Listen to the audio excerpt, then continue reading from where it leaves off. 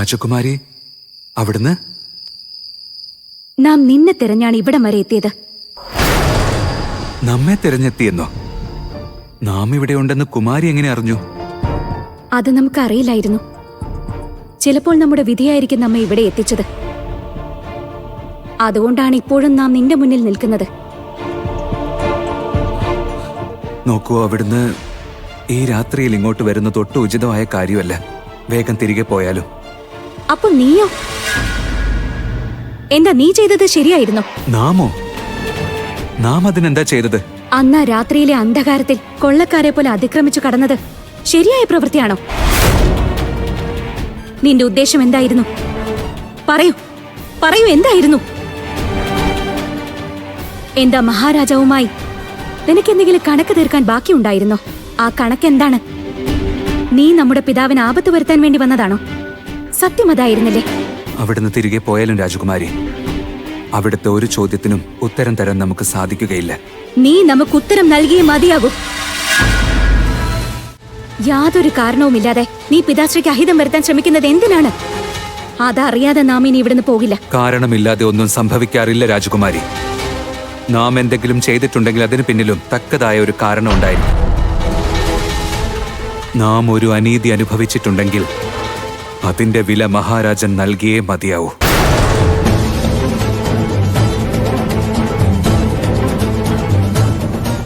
അനീതി? എന്തനീതിയെ സംഭവിച്ചത്? നീ നമ്മോട് തുറന്നു പറഞ്ഞോളൂ. നാം നിനക്ക് നീതി നേടിത്തരും.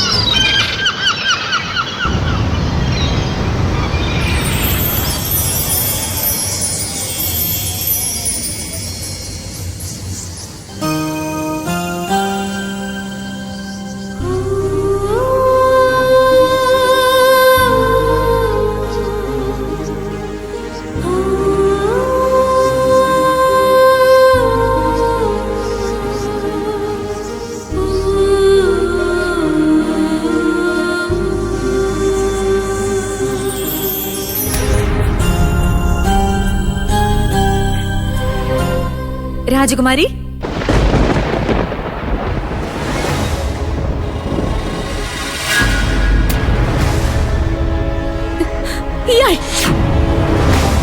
ഇയാളാണെന്ന് കൊട്ടാരത്തിൽ വന്നത്.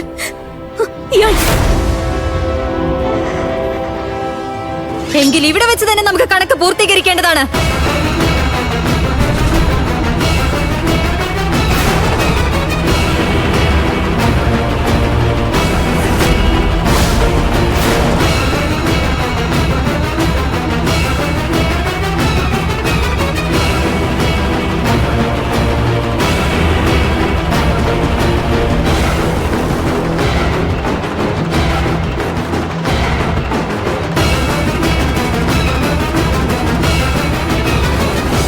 അത് ചെയ്യരുത് രഘുരാജ്.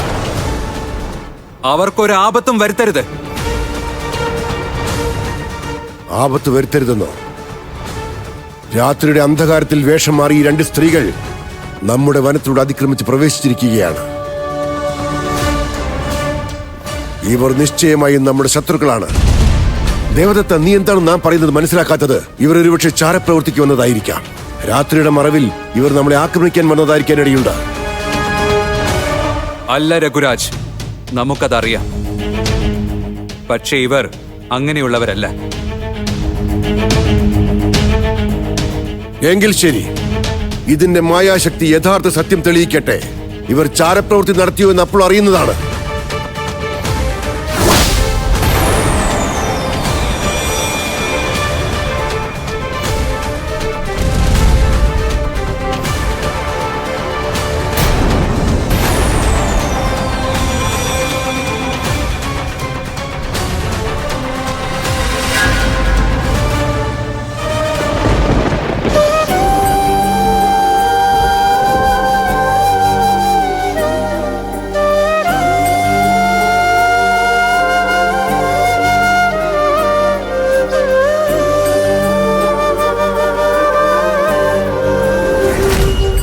ശാന്തനാവൂ രഘുരാജ്.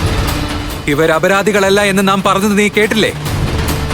ഇവർക്ക് ആപത്ത് വരുത്തേണ്ട ഒരു കാര്യവുമില്ല.